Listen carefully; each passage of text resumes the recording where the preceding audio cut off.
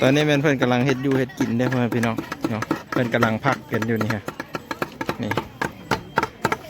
เฮ็ดกินนี่มืดเลยบ่มื้อนี้ฮะโอ้จนค่ำเลยแม่นบ่เอออันนี้คือแม่ค้าขายเพิ่นแล้วเนี่ยแม่ค้านี่ ถ่ายรูปได้เด้อ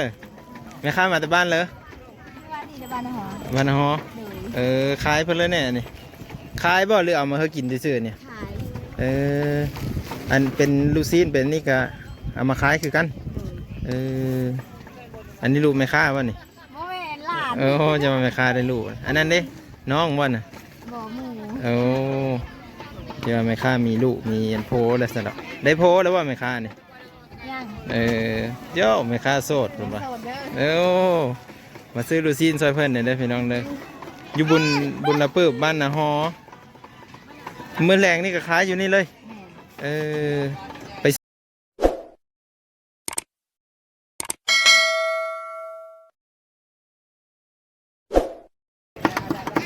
ตอนนี้เพื่อนกำลังเฮ็ดอยู่เฮ็ดกินได้พ่อแม่พี่น้องเนาะเพื่อนกำลังพักกันอยู่นี่ฮะนี่เฮ็ดกินนี่มืดเลยบ่มื้อนี้ฮะจนค่ำเลยแม่นบ่จนฮอดค่ำเลยกับเพื่อนแค่คนที่มาโฮมนี่แหละพ่อแม่พี่น้องสบายดี FC สวัสดี FC บัดทุกคนเด้อพี่น้องเด้อไปวันนี้สิพาย่างรอบเบิ่งพิธีเพิ่นอยู่ในงานเพิ่นนี่แหละพี่น้องนี่อันนี้คือแม่ค้าขายเพิ่นแล้วเนี่ยแม่ค้านี่ ถ่ายรูปได้เด้อแม่ค้ามาแต่บ้านเลยบ้านหอขายเพิ่นแล้วเนี่ยนี่ขายบ่หรือเอามาให้กินซื่อๆเนี่ยอันเป็นลูซีนเป็นนี่ก็เอามาขายคือกันอันนี้ลูกแม่ค้าวะนี่จะมาแม่ค้าได้ลูกอันนั้นเด้น้องวะน่ะบ่หมูจะมาแม่ค้ามีลูกมีอันโพแล้วสำหรับได้โพแล้วว่าแม่ค้านี่ยังเจ้าแม่ค้าโสดถูกปะมาซื้อลูซีนซอยเพิ่นเนี่ยได้พี่น้องเลยอยู่บุญละปื้บบ้านนาฮอเมื่อแรงนี่ก็ขายอยู่นี่เลยไปซื้อมาแต่ไกลบ่นี่ลงไปซื้ออยู่เมืองสนพุ่น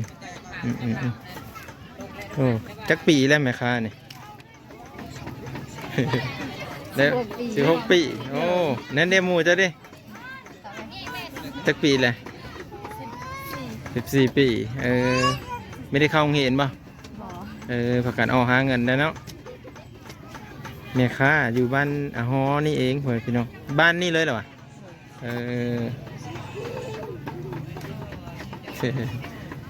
ขอบใจหลายๆแม่ค้าเพิ่นให้อันนี้เพื่อนพี่น้องไปเดี๋ยวสิพาย่างเลาะไปเรื่องด้วยนี่ร้ายข้างไหนไปเดี๋ยวพาย่างไปเบิ่งเต็มตู้เต็มพามเลยเด้แต่ละบอนเพิ่นมาโมมายังนำกันร้ายเลยเพื่อนพี่น้อง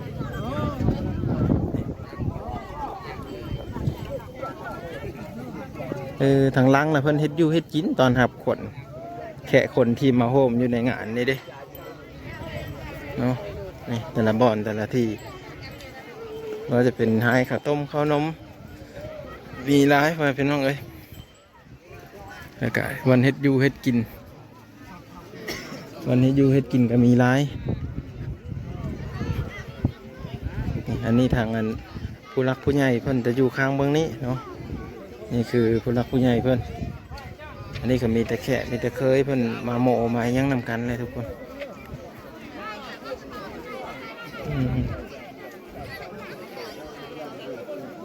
เพื่อนมาห่วมมาโมนำกันอันนี้เนาะ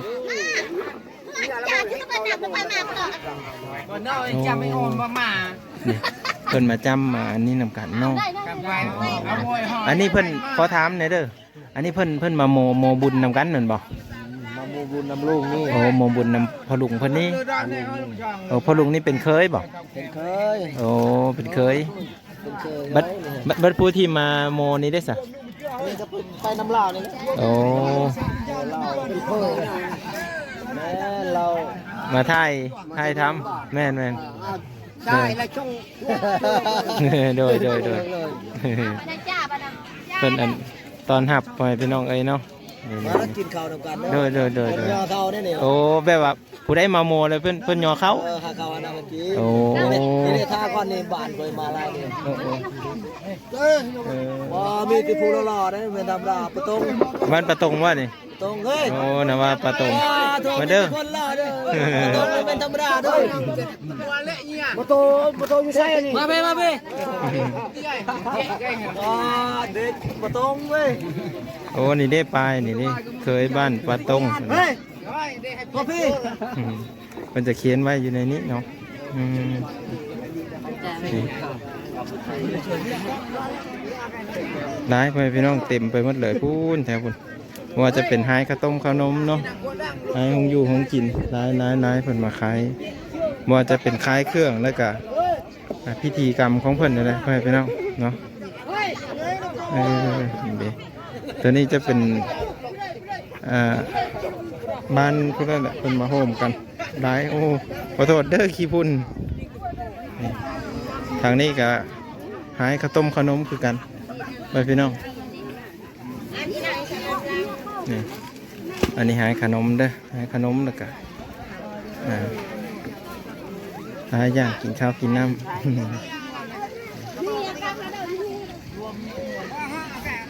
นี่ทั้งนอกพี่กามีทุกคน อันนี้คือเพิ่นบอนเฮ็ดบอนอันเฮ็ดอยู่เฮ็ดกินเด้อเห็นว่าบอนเฮ็ดอยู่เฮ็ดกินเพิ่นข้างนอกพี่เนาะ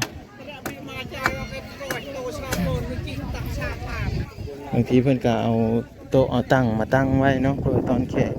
อนหับแขกขนมานะทุกคนแล้วก็อันนี้เป็นบอนหายเครื่องนะพี่บอนหายเครื่องหายของตัวอยู่ทางพี่เดี๋ยวพามาเบิ่งเด้อพี่น้องเด้อ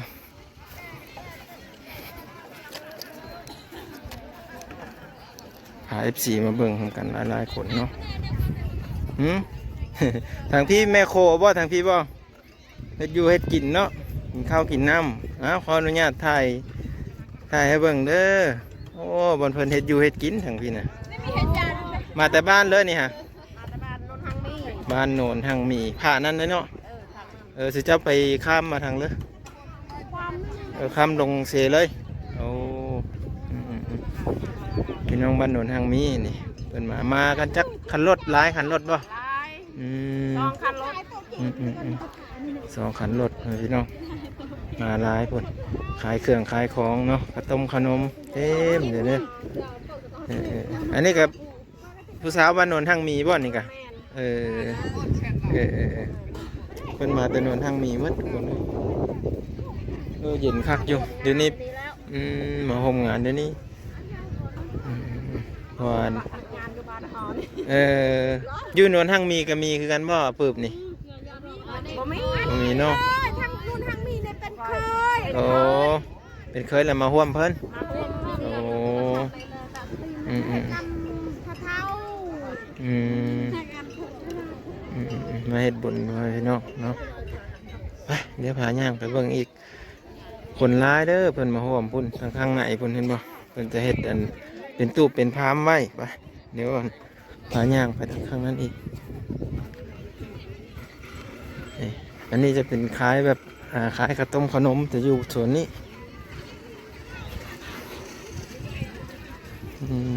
และอันตอนเพิ่นค่าซัดหรือว่าค่างูค่าขวายจะเป็นเวลาตอน3 โมง 4 โมงนี่อันนี้จะเป็นไฮข้าวต้มขนมเด้อนี่เด้อแบบนี้นั่นเฮ็ดอยู่เฮ็ดกินเลยเพราะว่ามันแดดแห้งได้ทุกคนเปิดก็ใส่ผ้ากั้งใส่นี่แหละกั้งไว้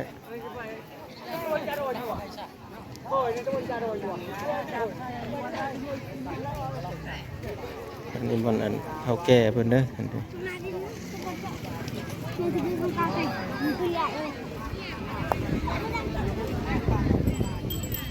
อันนี้จะเป็นบอลแม่ค้าบอลอันนี้เป็นขายโอ้ขายดีขนาดแม่ค้าก็ได้อันนี้บอลอันพิธีเพิ่นทางข้างไหนนี่เนาะทางข้างในนี่คือเพิ่นจะนั่งประจำอยู่นี่บ่ได้ถามเพิ่นก่อนผู้นั่งอยู่ทางในนี่กะกินข้าวกินน้ำแล้วบ่ ต้องได้นั่งประจำอยู่นี่เลยบ่โอ้นั่งประจำอยู่นี่สลับกันเออเพิ่นสลับเปลี่ยนกันนั่งไปพี่น้องอันนี้คือเพิ่นเอิ้นว่านั่งเผาซื่อๆบ่นี่ นั่งเข้า โอ้ ที่นี่ค่ะ นั่งเผาบัดนั้นก็จำข้าวจำน้ำให้เพิ่นกินบ่โอ้ ขึ้นไปอยู่เพื่อน โอ้ขึ้นไปอยู่ตอนเช้าเราขึ้นอยู่เพื่อนโอ้3 มื้อแล้วจังจำขึ้นเพื่อนโอ้บัดนั้นแหละจำมาประสาอีกโอ้ ทางบ้านใหม่อีกมันมี2จุด โอ้มี2ที่จุดนั้นตัวนี้หัดไปบ้านใหม่ ไปวันใหม่อีกโอ้หลายจุดไปพี่น้องเพิ่นมีเพิ่นเนี่ยอันนี้อุปกรณ์ที่เพิ่นเอามาอันนี้ขอถามหน่อยเด้อ ก่อนถึง อัน เนี่ย นี้ แบบว่า หาอยู่หากินได้บ่ แม่น เป็นกระตากกระบุงเนาะ แบบว่าทานให้พวกอันตายช่องเถื่อก้นอีกอันนี้หันก้นและทานใหม่ ทานมาอีก เดิน มีทั้งคาดมีทั้งไทยคันแบบว่าศาสนาพุทธก็คือเฮ็ดบุญเนาะตักบาตรเฮ็ดบุญแจกเขามีศาสตร์มีมอนอุปกรณ์ครบกระตุงกระตา มีหมด ผ้าเสียมแม่นเพนเริ่มมีเมิดจากกระบอกกระเบือช่างก็มีหมดมาแล้วเครื่องจำนวนนี้เพิ่นเอาไปใช้ซะบัดนี้ ไปทิมบอลไว้ที่พังใหม่นี่แล้ว โอ้แล้วเพิ่นพังไว้เลยบอลใหม่อันแม่ใหญ่พอสีหูจักอยู่บ่เพิ่นเฮ็ดมานี่แหละจักปีแล้วนี่สืบกันมาโอ้ อันนี้มันหอด10 กว่าปีเลย โอ้ แล้วก็เฮ็ดอีก 10 กว่าปีแล้วเฮ็ดอีกเทื่อนึงจนว่าคนโอมไว้ว่าแบบว่าคนจนลายนะคันแบบ ลายอันนี้ คือศาสนาพุทธนี่คือตายแล้วละแจกเลยตัวนี้เนาะแต่ว่าอยู่ในบ้านนี่ก็ตายแล้วละเพิ่นบ่ได้แจกบ่แล้ว เพิ่นบ่ได้เอาครูบาเลยทะม้วนแบบว่าไปถิ่มอยู่ที่ผู้ชายแบบบ่ได้เอาขึ้นเฮือนบ่ได้เอาขึ้นเฮือนเพิ่นอันนี้คือผ่าพุ่นแล้วจมลายพุ่นฮอด10ฮอด20คนพุ่นแล้วจะเฮ็ดแบบนี้บัดนี้หันได้เฮ็ดอันนี้แล้วก็ได้ขึ้นเฮือนแล้วบัดเห็นอันมื้อเช้านี่อยู่คันไผบ่ให้แหละแสดงว่าอันขวัญเพิ่นบ่มาอันนี้เด้ถ้าขวัญเพิ่นมาอยู่นี่แหละให้แช่ๆแล้วอยู่นี่นะมันก็ทางแล้วแหละแม่ใหญ่นี่ก็ให้คือกันบ่มีเพื่อนนั่นตีก็ให้นะจังไห้เฮ็ดเลยมันคอยเองแล้วแม่นบ่บ่ยากว่านั่นเนาะมันคล้ายแบบคือความว่าสิฮอดเลยชาวนั้นทางนี้มาทำแล้วตาออกแล้วให้เองแล้วบ่ได้เห็นก็ให้ล้นบ่มันจะคล้ายแบบคือความคิดฮอดกันนี่บ่แบบนี้บ่ยังว่าบ่ฮู้มันอยากน้ำตาจะออกมันจะยังว่าบ่ถูกอันนี้โอ้แบบนั้นเนาะอันแรกค่อยกับแปลกอยู่เห็นแต่คนให้เสานี่คือว่าพากันนั่งอยู่นี่คือพากันให้มันมาเลยได้พี่มาทำแล้วเขาเฮ็ดคือว่าเฮาเจ้าคอยเฮ็ดยังอันนี้นะจะหมดว่านะแล้วให้คันให้แล้วแสดงว่าเพิ่นมาแล้วมาคันบ่มาได้ที่น้ำตาสิออกเนาะบอกได้บ่มาบ่ได้ออกนั่งอยู่บ่ไกลๆกันนึงยังให้รัดกันแล้วเนาะมูบ่ได้ตกไปตีกันมาเท่านั้นแหละบัดนี้แล้วเปลี่ยนเพี้ยนกันนี่จักชั่วโมงจังพากันนั่งอยู่นี่ฮะบ่ได้เปลี่ยนและอันนี้หันจุคนเฒ่านี่ก็นี่แหละนั่งประจำเลยแต่เขาหันมันมีพวกคนใส่มีผู้สาวได้ไตก็มีกองยานให้พวกอันพวกตีกองนะบ่อันนี้หันสมัยแม่มันยังลบล้างเลยบ่มีป้าอันนี้แล้วเขาจะดูดอยากดูดก็ดูดเองบ่ได้ไตเขาตามนะตามอยู่ค่ะบ่มีแต่ผู้เฒ่าเลยสิไตเนาะแล้วก็ว่าผู้ชาวก็มีแต่ผู้ชาวเฒ่ามันเหี่ยวหมดแล้วก็ย่าเขาแล้วก็เว้าผู้บ่าวกับผู้บ่าวเฒ่าก็เอาผู้สาวเฒ่าแล้วไตเนาะแบบนั้นเนาะดูดยาไม่ว่ามีแต่ว่าบ่มีก็จะไตให้เขาไปเนาะคันมีผู้สาวเด็กน้อยคล้ายแหละเนาะหันมีได้บ่หันเดี๋ยวนี้แบบมันจะลบล้างเลยบ่มีแต่เก่าหันโอ้ยบ่ได้ถ้าบ่มีผู้ชาวเรียนผู้ชาวหนูผู้สาวหนูแม่ไตก็ยาให้เขาเลยเขาปล่อยผู้สาวหนูนี่คือผู้สาวน้อยปล่อยอันนั้นเม็ดอันนั้นจุหนูอยู่อันไตก็ยาค่ะของให้ตายปล่อย ตอนเช้าเนี่ยผู้แค้นตอนกลางเว้นนี่ป้อยให้เขาตายตอนเช้าจะได้ผู้แค้นแกนขัดไปโอ้เพิ่นมีพิธีกรรมเพิ่นเอิ้นควันกลับขึ้นมาอีกแบบนี้เนาะข้าวเบิ่งตอนเช้าเด้อคือโลเก่านี่อันนั้นกระดูกควายหันกระโชมหันเฮ็ดกองไทยและบื้อเช้านี่เจ้าโคมคอยโคมเช้าแล้วมันคือจะเก่าได้เดี๋ยวนี้ทำบ่จัก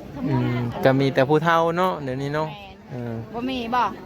แต่เก่าหันตอนเช้าแล้วเอาและกระโชมควายหันไปหาเฮ็ดกองไทยเด้อนั่งคักเด้อเขาว่าแต่เจ้าโคมคอยโคมเจ้าเอ้าเป็นแบบนั้นแต่เก่าเนาะแต่เก่าดังเดิมนะแบบนั้นพิธีเพิ่นเฮ็ดอะปื้บพ่อพี่น้องเอ้ยเนาะอันนั้นพวกอยู่นี่หันมีแต่ขี้แกบเต็มหัวเป็นได้ขวานใช่แล้วคันได้ออกจากนี่หันอยู่นี่หันเขาบ่เฮ็ดคันได้ออกวิทย์ตัวนี้แหละเต็มแล้วหัวแล้วสิออกได้บ่เขาบ่อยู่ยันขี้แกบเต็มหัวไปวิออกง่ายนี่เนาะฮัลโหลมันแบบนั้นตาเขาได้เป็นเนาะแต่นี่ก็ยังเขายังเว้าอยู่กันนั้นคนเฒ่าหักเว้าก็บ่ปานได้แล้วแบบว่าอันหันปล่อยเรียรอได้แบบว่าคันมีเวียกมีงานอยู่บ้านกะปะแล้วแม่นบ่มาอยู่พี่มดแล้วเจ้าฮันโกเขาอยู่นี่ก็จนฟันอ่อนยานะลูกเป็นบ้านหมูปล่อยเรียรอบัดนั้นกับเพิ่นผู้แค้นเอิ้นควันล่ะว่าบัดนั้นตอนเช้าหันเพิ่นผู้แค้นเอิ้นควันมาบ่ให้พันอ่อนยาบ่ให้ไปน้ำผีผู้ตายทางอาจารย์ใหญ่เพิ่นสิเอิ้นควันอีกเทื่อนึงคันว่าคือเดี๋ยวนี้ใครจะบอกมีแต่คนเฒ่าอยู่ช่องชุมพลก็แหละเราบ่ได้แล้วนะต้องเต็มหมดเลยแถวนี้เนาะอันนี้เพิ่นสิเริ่มแล้วนี่อันนี้หันกองตีเพิ่นหันมันลุกแล้วลุกแล้วไปหาใหม่หามาใหม่แล้วพวกมวนพวกเมาเหล้าพวกมวนให้ได้ขึ้นอีกบัดนี้เคยบ้านแล้วบัดนี้บ้านนี้ไปซุ่มเคยพวกตูบนี่แหละโอ้มแล้วก็ตีตีอ้อมไปแล้วมันบ่ที่บ้านดอนหอนี่ปีนานหันเขาว่าป้าปฏิมวลบุญพระเวทบุญยังบ่มวลม่วนตัวนี้ของเมาเหล้าแล้วบ่ได้กระเชิญหยังพรได้เลย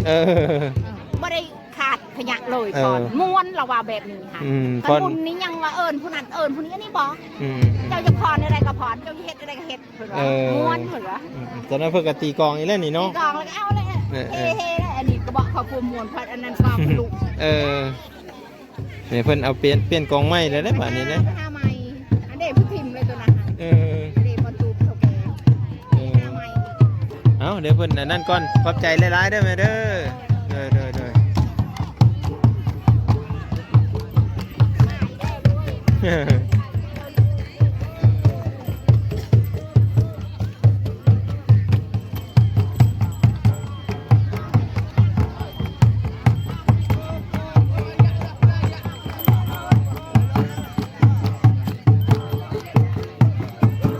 เพิ่นจะมาโฮมกันหมดเลยแต่ละเคยนี่ต้องได้เข้ามาโฮมเล่น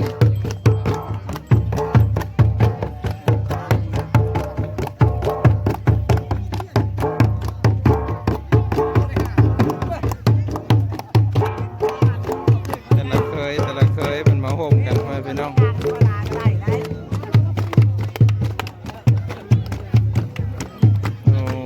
เอาประมาณนี้เด้อทุกคนเด้อ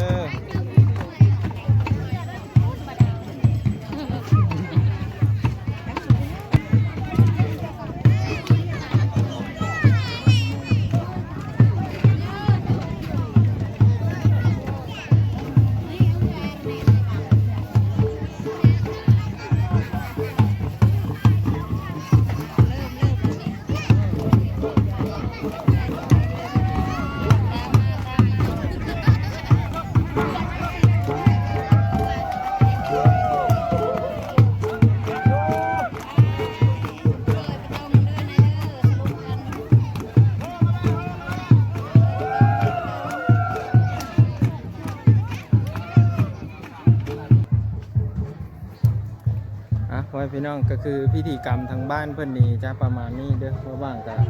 ให้ FC นั้นได้รับชมและก็ใช้วิจารณญาณอะไรเงี้ยญาณในการรับชมเด้อพี่น้องเด้อเนาะผิดพลาดประกันใดขอโทษขออภัยอันนี้คือประเพณีหรือว่าเพิ่นสืบทอดกันมาอยู่บ้านอาหอเนาะส่วนเผ่าบลูพี่น้องเนาะส่วนเผ่าบลูนะ พิ่นก็ได้สืบทอดกันมาประมาณนี้เนาะแล้วก็สืบทอดกันมาแต่ดนแล้วแหละเนาะให้คนรุ่นหลังได้เฮ็ดต่อไปเนาะอันนี้ก็บ่ฮู้จักว่าถูกต้องตามกฎระเบียบบ่หรือว่าจังไดก็บ่ฮู้จักตัวนี้เนาะแต่ว่าจังไดแล้วก็ฝากพ่อแม่พี่น้องกดไลค์กดแชร์เป็นกำลังใจให้ตลอดไปเด้อพี่น้องเด้อ